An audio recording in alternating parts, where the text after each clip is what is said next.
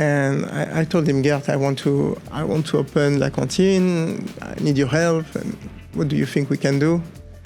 So in front of me, he called someone in Paris, say, what do you think about La Cantine? And say, it's so good that I may not be able to enter. We have 8 beach clubs in operation today. Gigi, Maison FK, Ninive Beach, Twiggy, Tagomago, Kima. We have Twiggy family. The 9 April, we opened La Cantine. And today, after 10 years, everything changed. Dubai created this environment also. You know, when you have this kind of big groups around you, and I can tell you, we are all friends. We want to take a moment and thank Halm Collectives, the stunning space that hosts season 2 of the Design Pod. From its beautifully designed interiors to the energy it brings, Halm truly reflects the creative spirit behind our conversations. We are grateful to be recording in a space that feels so aligned with our vision. More than just a location, Halm Collective is also a home to a reformer studio, a private boutique gym, and a charming cafe. A full experience built around design, wellness, and community. Thank you guys from Halm Collective for making this season possible. Hi Valeria. Hi Shad. How are you? Good. Amazing. Valeria, today we are diving into fine water. That's we're ready for that. I'm ready. We have no one less than the Mr. Rizwan Kassim with us today at the Design Pod. Long-waited. Very long-waited. He's the CEO, the founder of Rikas Hospitality Group. This creative force of extraordinary culinary destinations, not only in the Middle East, but we're expanding all over the world. Correct me if I'm wrong, we're talking about Portugal, we're talking about Italy, France, of course, Middle East. And I just learned that we have 25 plus destinations around Dubai only. That's so exciting. We can name drop some of them within the podcast, but La Cantine, Ninive, Lana Lusa. All our favorites. All our favorite ones. Rizwan, first and foremost, thank you so much for being here. Thank you so much. Thanks and welcome. I want to ask something, because I have a small background with hospitality and F&B. How are you still alive? Doing all this? The passion, I think. It's the passion. It's very interesting. You know, like everyone in Dubai, we all move from our mother country. I arrived in Dubai now 10 years ago, a little more than that. And yes, we are here for a kind of mission, but we are in the Dubai mood. We are very excited to be here. We have a great story. The country is amazing. We want to continue to our journey, and a few things happen to us in the company. So it's very interesting. We're excited. We have the adrenaline of the business. So we are so happy to have you in the with region. Especially with this force, with this mood. Rizwan, tell us a little bit about your background. How did you start? When did your journey start?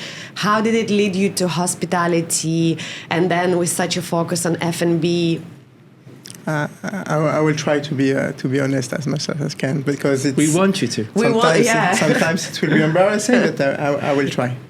I was studying finance and I was quite bored in Paris. So very quickly, I ended up making business development for a beauty parlor company. The son of a famous hairdresser in Paris opened 25 years ago a company called Body Minute.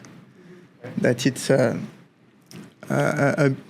beauty parlor based on subscription. A very interesting model, very successful. There is 500 shops in Paris. So I start making some expansion in franchise, in licensing with the owner during my financial studies.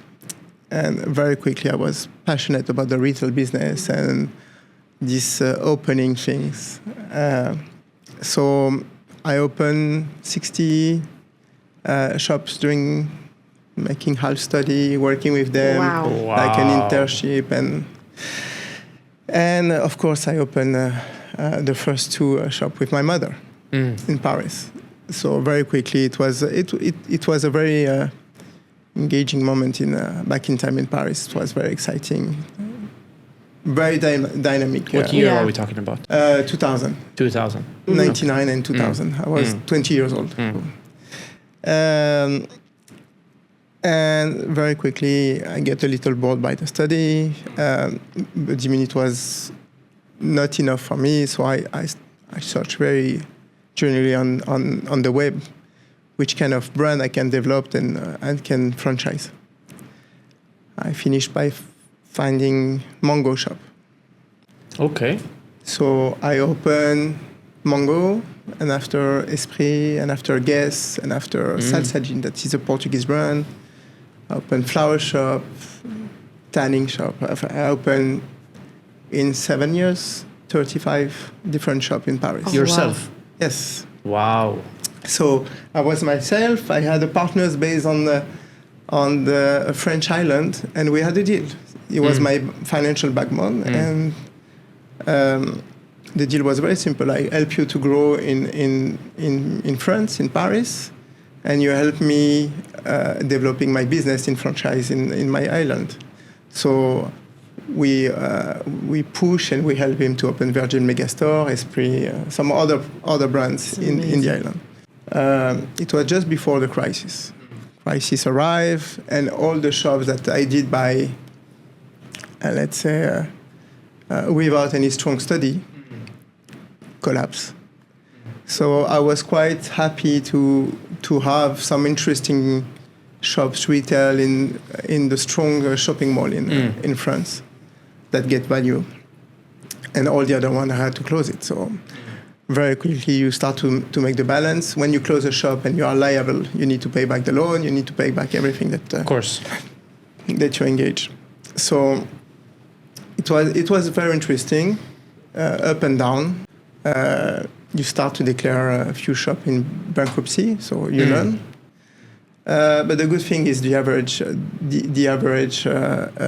business overall was positive for me, for the experience. Yeah, it's a learning curve for sure. In terms of financial, everything was interesting. I was the youngest one back in time in Paris, so it was very, very interesting. Yeah, between your 20s and 30s, I mean, it's it was absolutely incredible to have 30 plus businesses and starting them. I was in all the. Is your failure the reason for your success? Well, first, it's a good lesson. It's interesting. You don't want to do the same, but I'm saying that and I'm doing the same. I'm just repeating the story. I'm keep opening restaurant and beach clubs. So it's. What's the reason? How come you dived into? Because you explained a lot of retail shops, but how come you dived into the F&B? So this is the awkward moment. I used to be a client of La Cantine in Paris. Okay. So the founder, Pierre and Elena, create La Cantine in 2021. I was a client. And by arrogance, I think, I came to him and said, okay, I want to buy the restaurant. He used to be the owner. He didn't laugh because I think I was quite convincing him that we can talk together. We didn't find a way. It was quite expensive. I was quite dreaming. But 6 months later, he called me back and said, look, I'm increasing the size of the restaurant. Are you interested by being my partners? Oh, wow. And put some money. I become partners with him. And I was more a silent investor. Pierre and Elena, and I think we'll talk about them because they are at the beginning of many things. But I was watching. I was watching what they were doing, how they were activating the things. It become someone very dear to me. It's my family. So this learning process was very important, I think, in my success today.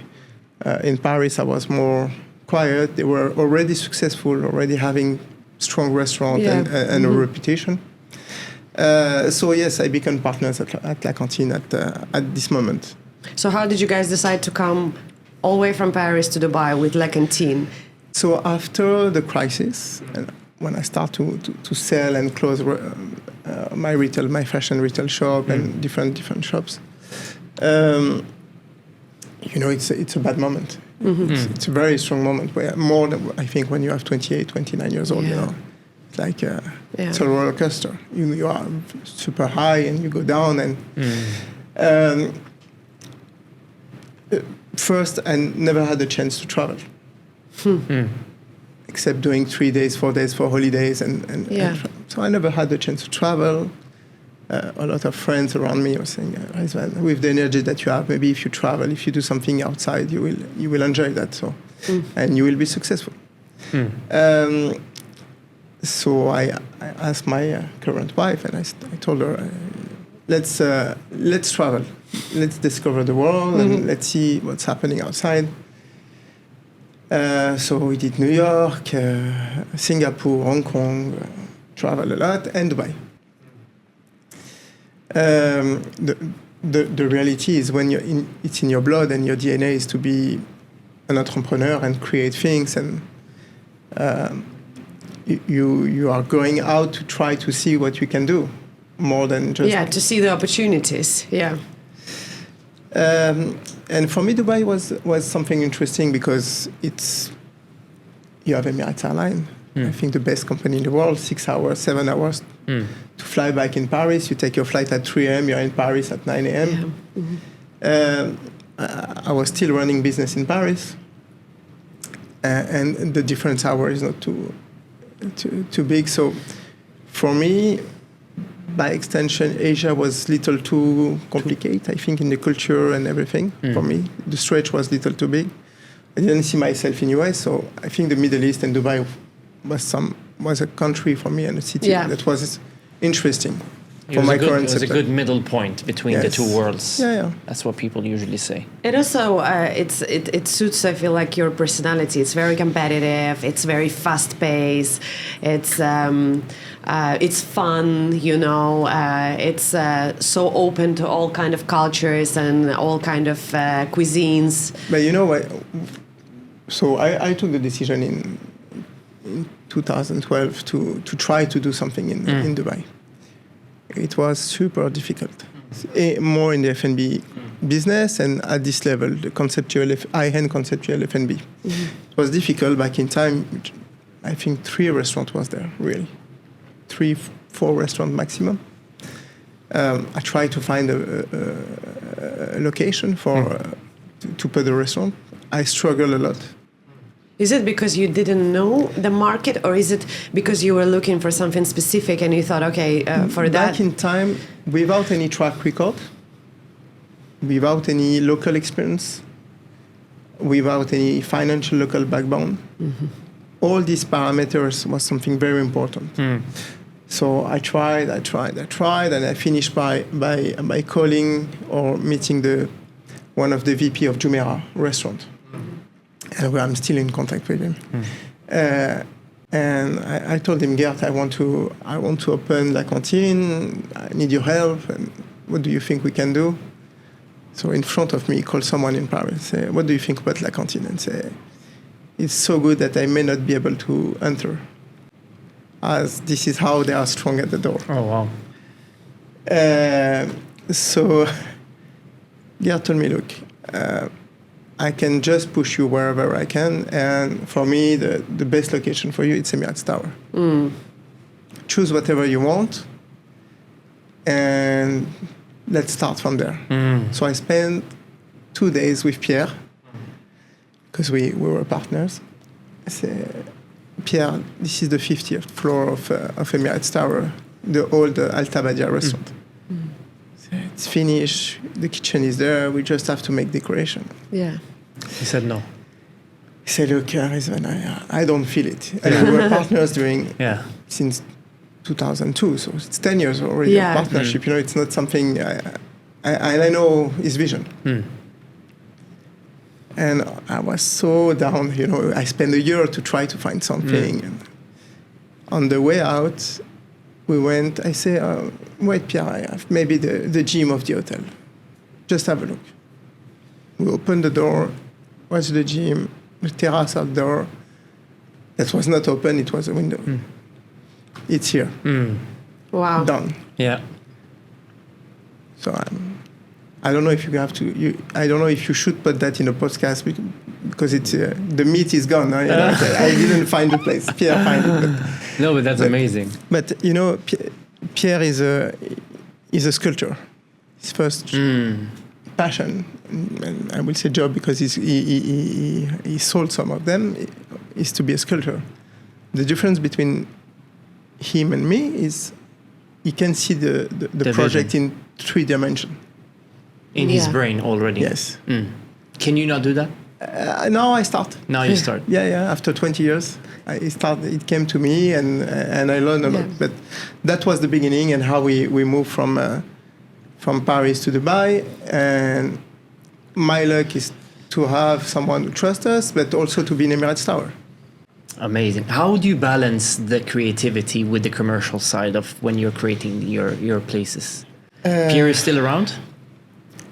Still around, yes. Yeah, you still partners? Not anymore because since last year, Accor is Accor Ennismore.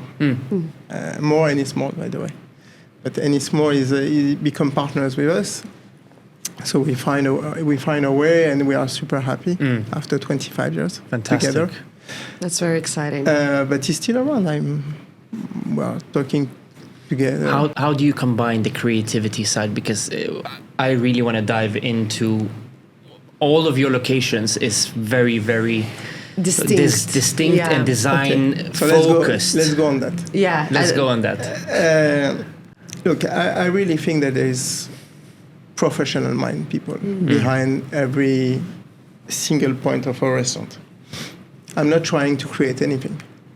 I am an entrepreneur. I'm business oriented. Yes, I have the passion for the F&B. I have the passion for the design. We love that, but you cannot become an architect or a designer when you are just making business. 100%. So the only one that slide to this entrepreneurship / design, for me, it's Pierre, and Elena is why. They had this touch. The reality today, it's when we start to make La Cantine in Dubai, I told you, he had the vision for the space. La Cantine was easy because it was an existing concept. So the DNA, where we want to go, it was something that we had already. But let's take an example with Mimi Kakushi. Which one is one of my favorite restaurants? One of my dreams was to make a Japanese restaurant.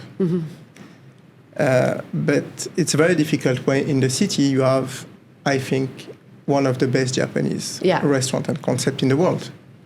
Zuma? I agree, yeah.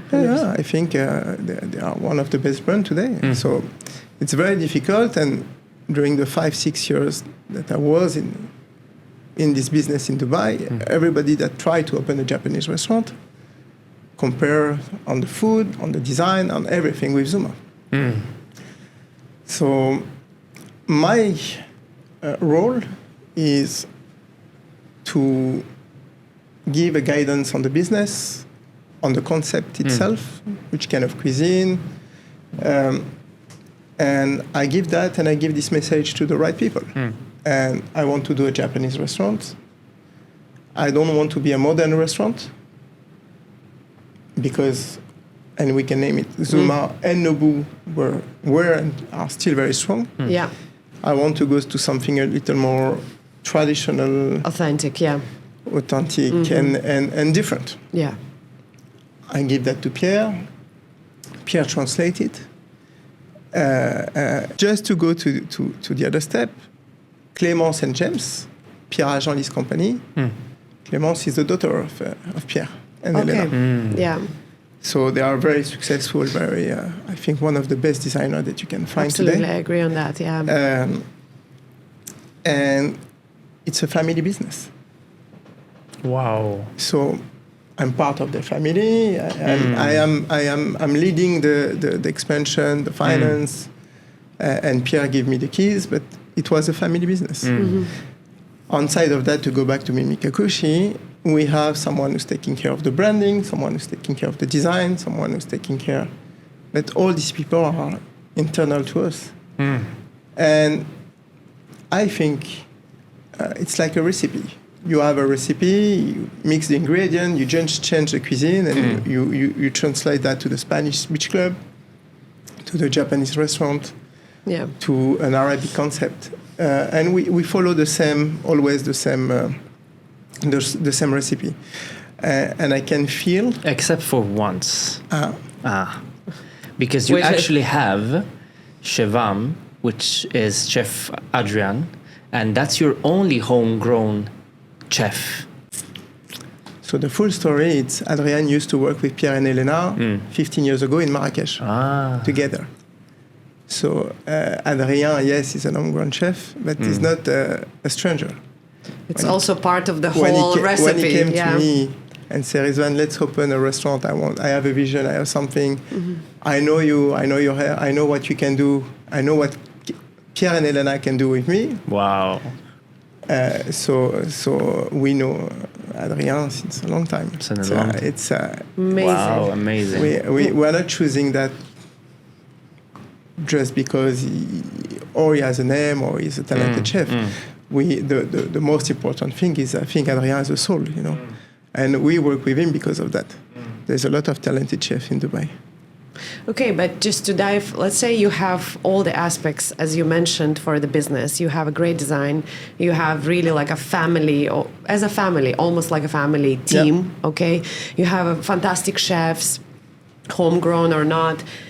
How do you make sure that you can sustain a F&B business and a restaurant like Zuma, like Mimi Kakushi, like Le Faubourg, La Cantine? How do you sustain the business within so many years and make sure that you have return clients, that the business is thriving? Because La Cantine is still thriving after so many years.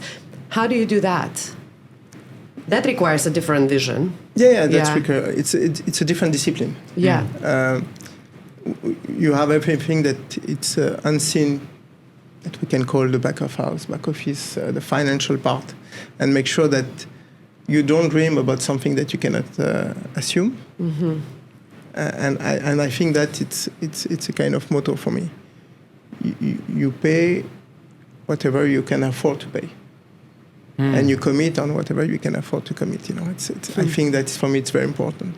There is a very talented designer, chef, general manager, but sometimes it's not the right moment and the right price for me. So first I'm trying to dream on what I can do.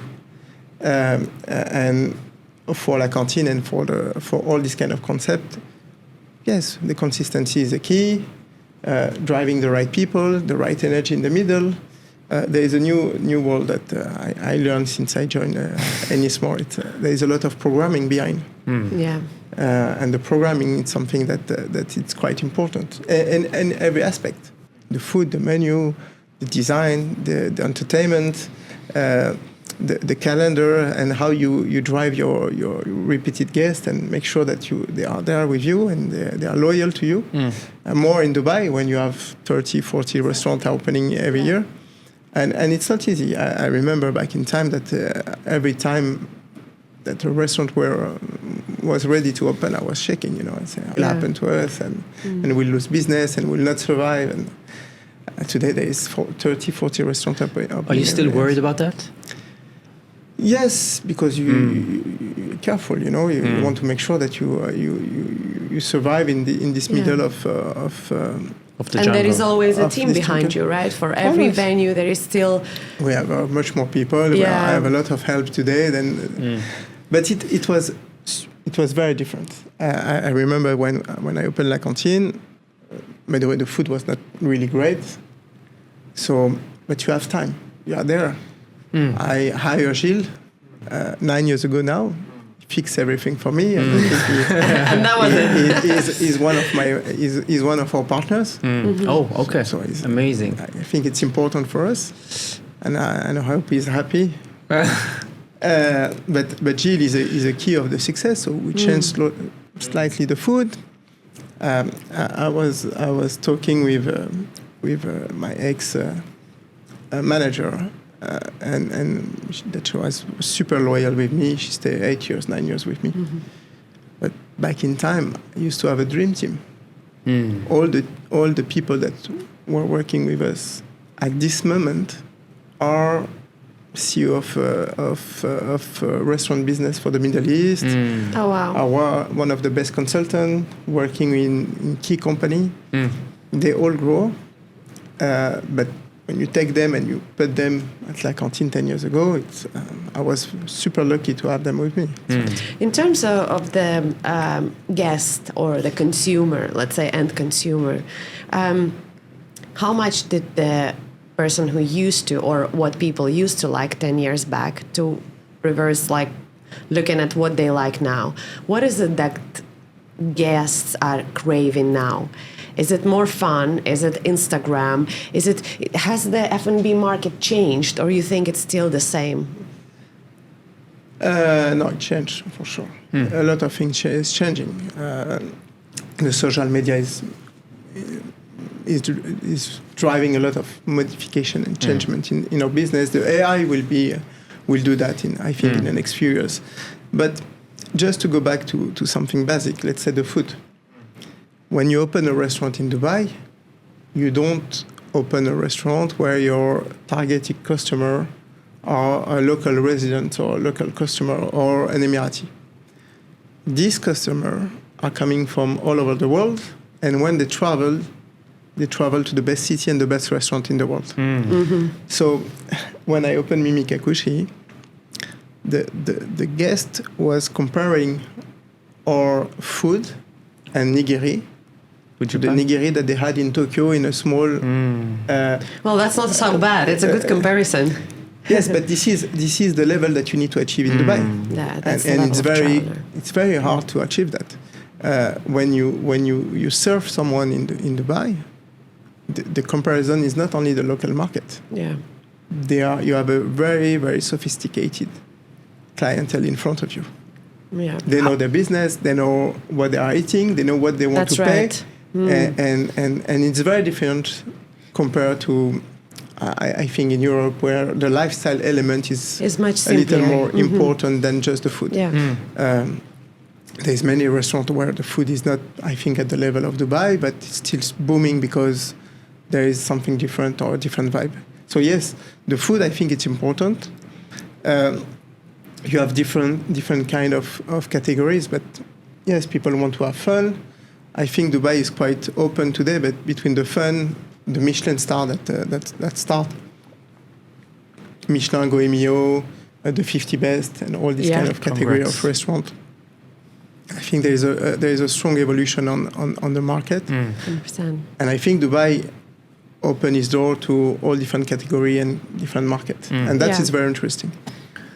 Is that any segment amongst your businesses that you think you guys still didn't cover, or something that you want to do, or maybe actually don't want to, penetrate any F&B market, because you've pretty much covered all the concepts, all the cuisines, you guys, from Portuguese to Japanese, also in terms of design, size. So is there anything that up and coming that you think that you as a company would like to try? Yeah, I think I want to try everything. So I think this guy has like 35 extra restaurants in his head that is opening soon. I have no limits on that. But the reality is today we are the biggest beach operator. We have 8 beach clubs in operation today. Gigi, Maison FK, Ninive Beach, Twiggy, Tagomago, Kima. We have Twiggy Family. I'm missing one. I don't know which one. But yes, we are the biggest one. We have interesting conceptual restaurant. And when I say conceptual, it's quite important because we are not in this Michelin star element. Are we missing it? Not really, because of the success that we have, but at the same time, it's a very interesting element, part of the business. It's something that is quite high end. But you're recognized. You have many restaurants that are recognized. Yeah, we are in the Bib Gourmand. We are recognized, but today we don't have any restaurant with a Michelin star. Are we missing it? No, is it interesting to study it? Yes. Of course. And I'm quite amazed by a few success. I think Orfali, what he's done in his restaurant and repeating that with Francine. with his new restaurant. So there's a lot of interesting things. I think what Chef Grégoire is doing, Imanchu is amazing. It's a different world. I think it's easier when you are in smaller as a group, because the focus, the attention that it's required it's very important. Any sustainable concepts that interest you for the green? Yes. Yeah. We have to. Yeah. By the way, I was not in this kind of element, and I regret that. And my team is pushing me on that. But by default today, my partners is a listed company in France, and we have to. So there is a full reflection on and thought process on how we can adapt that, make that better, and improve what we're doing. You are a genius as an entrepreneur. It's not anything that 100%. Is, it's not that something that we say just to compliment you. I feel like the idea is coming up as we speak. You have shown what you can do, but how hands-on are you yourself in any design concept, in any storytelling, in any of the restaurant? Full 100%. 100%.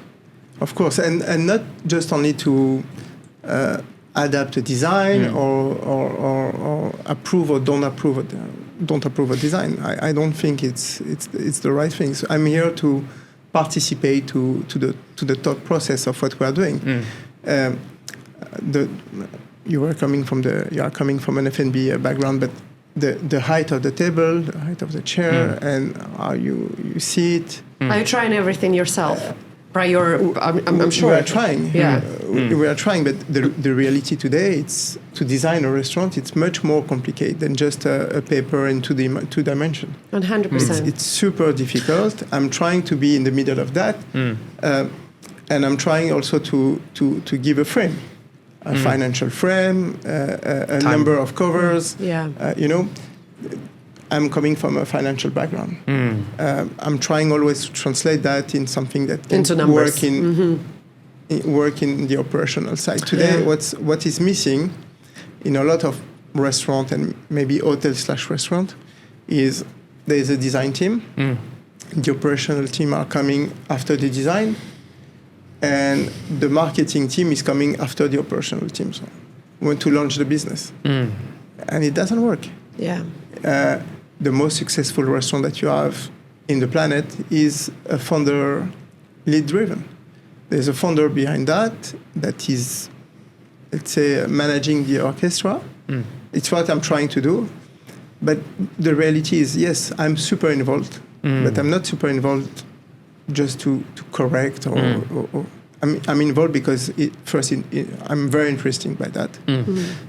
Since we create this partnership. I have someone else that joined us that has this creative mind, and he's become the chief creative officer of all the group.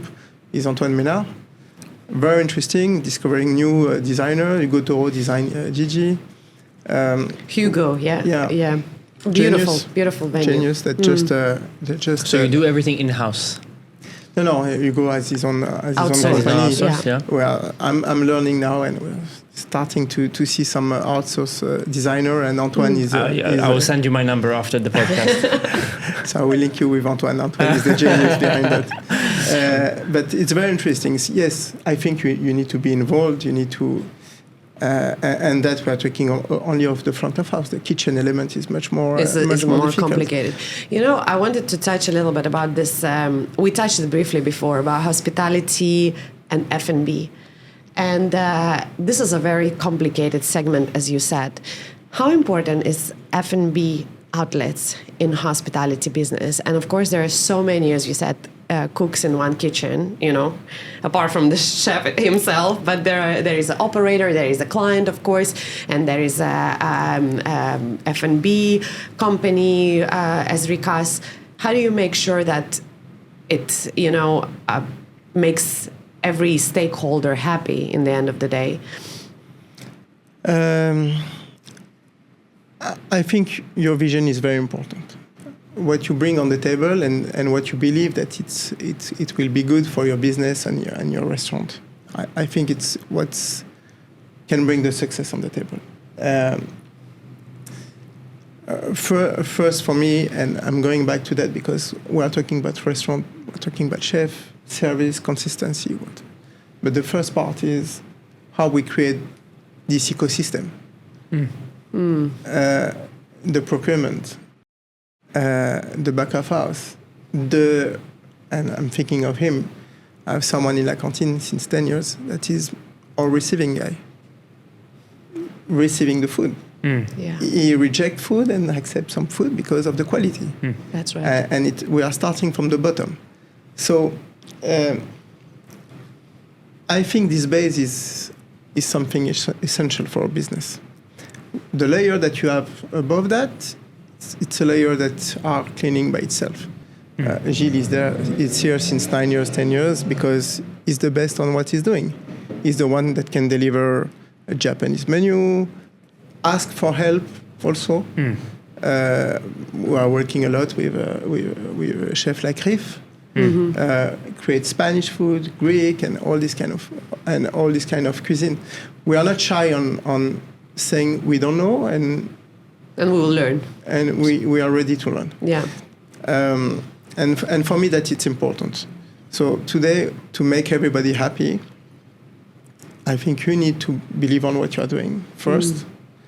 And you can adapt yourself. Let's not be stubborn. We are here to learn. If there's something that we need to adjust, we will adjust it. But by extension, the F&B become super important in hospitality in general. Yeah. Not only for the F&B system, but for the hotels. There is a new interesting business that is creating by this monster that is the hospitality and hotel groups. sectors. We, as a restaurateur, and I can name some other group with Fondamental, Admine, even Riff. We start by our own. We start to have one or two shareholders, and you want to be part of a restaurant. And yes, I will put a small ticket. And it was at the beginning an unorganized business. The partners was friends and family, and whoever want to be part of the journey. The restaurant business start to shift to something much more professional. We have organized group, smart.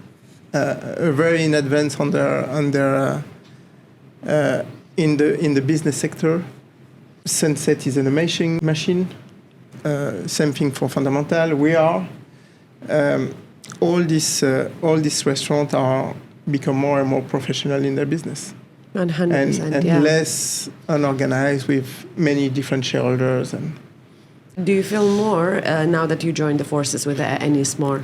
Yes, of course. Of course. It's different. Yeah. First, it changed my life. When you start to be a small entrepreneur, you start from the bottom. You create your first restaurant in 2015. 9 April, because it's the birthday of my daughter. Oh. So, the 9 April, we opened La Cantine, and today, after 10 years, everything changed. Everything changed, and every day I'm super grateful. There's, and I will mention them because I think it's very important between Sébastien Bazin, the CEO of Accor, the co-CEO of Ennismore, Sharon, that is one of the main shareholders of Ennismore, that has a fantastic journey as an entrepreneur too, between Hoxton, Absolutely. Maison Estelle, and 100%. Manor. Gaurav Bhushan, that is the day-to-day CEO, pushing us and make sure that we have a success with the most incredible lifestyle hotel company. And you have someone like Luis Aboud. By the way, he put me in the middle of this story with Ennismore. He saw something in the group, convinced them to start some discussion.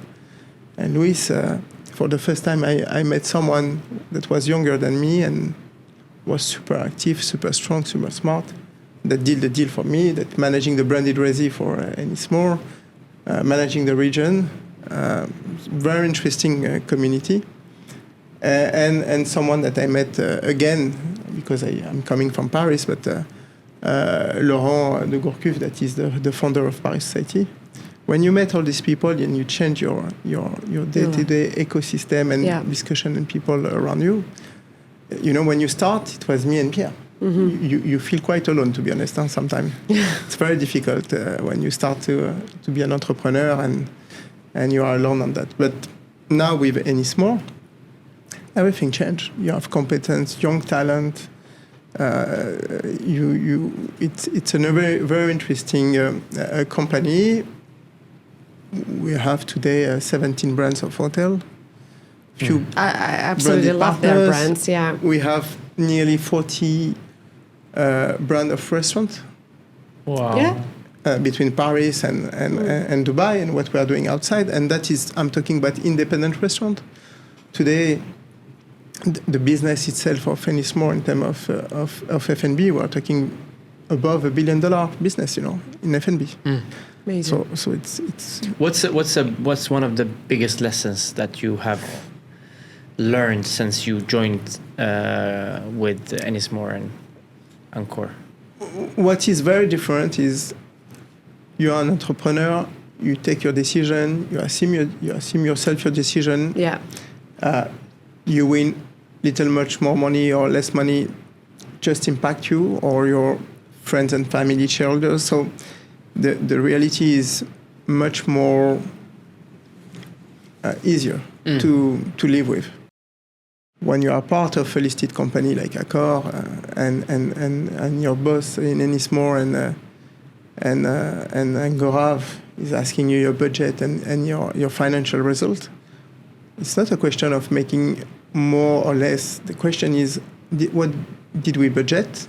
Is it in line with what we said to the stakeholders? And if we can deliver. And you need to deliver that. You need to deliver. So today, and I thank them a lot because Ennismore is a founder-led company. Mama Shelter was founded by Serge and Jeremy Trigano, Paris Society by Laurent de Gourcuff, 25 Hours by Christophe Hoffman. So you have a lot of founders in this ecosystem. Today, the reality is I am a founder, but at the same time, I become the CEO of the F&B segment. So I need to deliver financial. I need to be a corporate person. Corporate friendly, yeah. I need to make sure that I respect the process. I respect the budget. I respect everything. It's a big role. Everything. And I'm going back to the beginning in terms of compliance, audit, and all these kind of things. So that is something quite new for me. I'm trying to be strong and better on that. And all these people are helping me a lot, all of them. Are you a control freak? Not really, but I like to be very informed on what's happening. Okay, let's talk about your real boss. Yeah. The real one. My wife. The wife. Of course. How was it to give her Lana Lusa? How was it to let her, create and open her own... No. When you talk about my wife, first is very simple. I can do what I'm doing today because she's here. It's very simple. I see many cases where a spouse can bring you down. She's pushing me and she's proud and we hope she's listening to this I hope part. So. I'll make sure that she listens. Especially to this part. No, but look, I'm traveling now. I'm traveling every week. She's your backbone. And she's super strong. She understands. She's happy for us, and she's super happy for me. And I think also she appreciates the partnership that we create with Ennismore and all the people. That is very important. So the base is there. For Lana Lusa, the reality is it's her first kind of casual restaurant. And it was a big lesson. The dream of my wife was to make a small restaurant where you just sell chicken like in Portugal, the reality is, when we talk about design and programming and all these kind of things, is it's very difficult for us to go halfway. When we create Lana Lusa, we create the same system. We need a branding. Yeah. We need a strong branding. We need a good design. And Can I just compliment the design of this place? I really Thank like you. it. It's his wife's place. Of Yeah. course he can do it. So It's a stunning place. So it's very difficult because Lana Lusa was supposed to be a small casual restaurant, just to praise. She's Portuguese, so to praise a little what her Heritage, yeah. And we finished by making a real restaurant. It Even does if feel it's- very cozy, I must say. But we are pushing now Lana Lusa. By the way, we're opening in London and New York soon, so we're super happy. Wow. And we're opening the second one in Q4 in Seoul in DMCC Tower. Oh, Amazing. nice. Yeah. Yeah, it was You guys super happy. changed the place, right? It was first. Yeah, so now the first it's one was in Al Wasl Road. In Al Wasl, we yeah. reopened in the Four Seasons residence. 4 Seasons, yeah. And we're opening the second one in the Seoul Hotel in DMCC. Amazing. No, we are happy, and it's a good brand for us. It's a good addition to the portfolio. Okay, it's very clear that you work a lot, that you're very hands-on, and and now even more with this new role with Ennismore. How do you stay grounded? How do you get inspired, and how do you rest to run such a big company with so many assets? I mean, it's all about well-being these days, balance, work-life. How do you balance? First, strong values. The family element is very important. Yes. My parents teach me that, and my wife is there to bring me back on the ground every time. So that for me, it's a good base. But the reality is, I had the chance to start very young and to open a lot of retail. I have the chance. I don't know if it's a chance, but I learned a lot by the difficult time that I had with that. So nothing is granted. That's for sure. Yes, we have a success today, but we're not alone. I just came back from south of France. You have amazing success there in many restaurants. We are competing. The competition is hard and strong. Yeah. I think you need to be focused on your work. Yes, everything is based on well today. I had this chance, I think, but the reality is the personal element is one thing, and you can have all the well that you want in your personal life. On a professional life, every day is a new challenge, and I'm focused on that. I want to make sure that That's such a great lesson for a lot of people to learn. I think, yeah, definitely. 100%. That hits strong. Yeah. All of us, right? All of us. No, it's actually so simple, but it's so true. Yeah. And I'm quite admiring all the competition and all kind of competition. I wanted to touch Competition this. is good. I listen to your interviews, and every time when you speak about your competitors, that's something that struck me, that you speak so highly about everyone. Like it's as you said, it's a one ecosystem, and everyone is part of it, and there is enough for everyone. And that just, shows how respectful you are of all the people you work with generally in the industry. Dubai creates this environment also. When you have this kind of big groups around you, and I can tell you, we are all friends, by the way. We are all have a lot of respect for each other. I traveled with a famous chef that has the best restaurant. I was so happy to travel together a few days ago. But we are all friends. I spent last week I was with Kenny and Izu. Next week I will be with Tony from Admine and Sari, and we have this strong community together where there is no real let's say, bad competition between us. There's a healthy competition. Everybody wants to have the best for their group, but at the same time, we respect to each other. All of us, Ravi, Antonio from Sunset and Naz, and all of us. And when I see what's happening outside Dubai, it's much more difficult than that. So I feel very lucky on this point. But we are talking about the big group. But there is a lot of different group and small restaurant and small group and small. Look, we all know Trifles. Amazing and we concept. love it. Yeah. Ahmed is a very strong and smart entrepreneur. I'm super. This is, I think, the best, the favorite restaurant of my son. So, Big words. It brings you a lot of humility when someone next to you say, "Okay, let's go to Trifles. I love it." Yeah. And this is your business. And I think that for many restaurants, and not only me, even in my group, Gilles we have good restaurant. We're talking about Trifles, but what is the success of Rif today? It's incredible, Yeah, true. You have a lot of strong people in the UAE with a great concept despite the size. That are super nice in general. What are your top 5 or top 3? Look, I will take it by segment, but I think in the casual element, I think Rif is a very strong chef. Yeah, good base. I like what he's doing in general. What Evgeny and Izu did with Gaia is quite impressive. But I can name so many restaurants in this market. It's Rizwan's top 3. Give us. Trifles number 1. Number 2? Trifles is the restaurant of my son. But yes, I love Trifles. Rif Kushiyaki. Yeah. Gaia, definitely. Amazing. Zuma still. Yeah.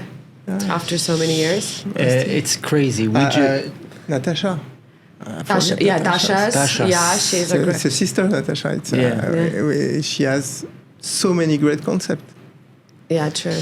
We just finished now Pie House, which is by Stasha, 21 grams. And the more I'm in the F&B surrounding here in Dubai, you guys talk so well about each other. It's just amazing how... I think it's the same even in interior design industry. What we hear, what's happening outside, as you said, is like, okay, everyone is competing. But we have quite a good, the ecosystem of designers as well, and architects from outside and and everyone who's coming from outside is quite surprised. Exactly what you said, the same about F&B. The new trends, what are the upcoming F&B trends that you see currently in the region, on the market, even globally, because you travel a lot now, you cover so many different businesses. For me, there's two different things. There's the street food element, and there is the fine dining or high energy concept. On the part of the high energy concept and fine dining and high end restaurant,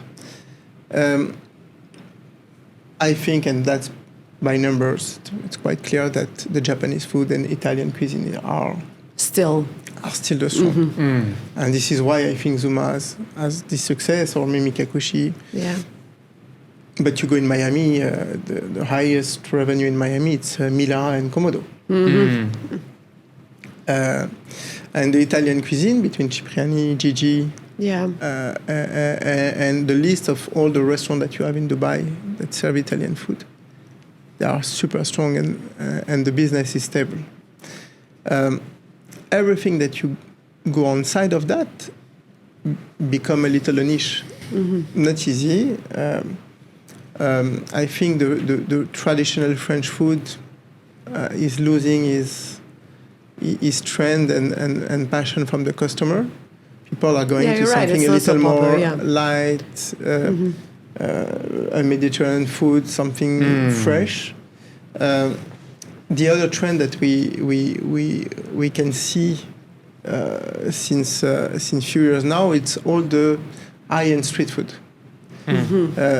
Lobster roll, Yeah. Nice. Matcha coffee, delicatessen, pastrami, and all this kind of that street food that become more trendy, Los Tacos in US. Yeah. So that it's a new trend. And for Dubai, the biggest shift is the beach club. Yeah, that's definitely. Is it here to stay? Oh, there are so many beach clubs now. Yeah, it's still working. Sun is in sunny. Yeah, it's actually. We shouldn't talk about cross contaminations when we're talking about F&B, but do you feel like the merging of two different continents and two different, cultures is a success recipe? Like, could I mix the Italian with the Japanese food? I'm not really a fan of that, of the fusion element. I like to be authentic, and it's something that it's either or. It's something that I share with Gilles. We are focused on making something authentic. Yeah. Doesn't mean that it's the only recipe. I think there is few restaurants that can mix both, but I think this exercise is something where you need to be precise. Yeah. I leave that for chefs. Adrien is doing that in his restaurant. But something where you need to be on top of what you are doing and you need to deliver something at a high level. Yeah. Creating a restaurant of 250 covers and mixing food, it's not an easy exercise. Okay, in the end of each episode, we are asking questions from our previous guest. And our previous guest question was, is there a still thing from your childhood that A memory. Or a memory that you still remember and it still influences you today? It's a great question. Yeah, it's a. I think this is good. It's a good question for you. It's also like a thread that goes with you throughout your whole life, career. I think it's more an attitude. So I grew up, I had the chance to go in a boarding school. And when you are in a boarding school, you have a different parameter and feeling and the way that you work with your roommate, that it's at the same time your friend at the school. There is a different feeling. You create a new family. When you are in boarding school, you have a new family. Yeah. So I was going there on Monday, leaving on Friday. So during 5 days, you are living with a completely different people and ecosystem. The chance that when you can navigate on this boarding school element, that's not an easy element, by the way. When you have the chance to pass and be comfortable in this environment, I think I recreate that a little in my company. I recreate another family, trying to be close to each other. I feel very concerned by my staff, more in Dubai. You cannot imagine, let's say, the good and the bad that can happen in this life when you are in Dubai with staff. Today we have 1,500 staff working with us. Wow. A lot of people to be concerned about. I don't know. We had 20 different weddings, 10 child that was born with people that met inside the group. Oh, wow. But at the same time, every day, unfortunately, we have someone losing one of his parents, someone who has a problem.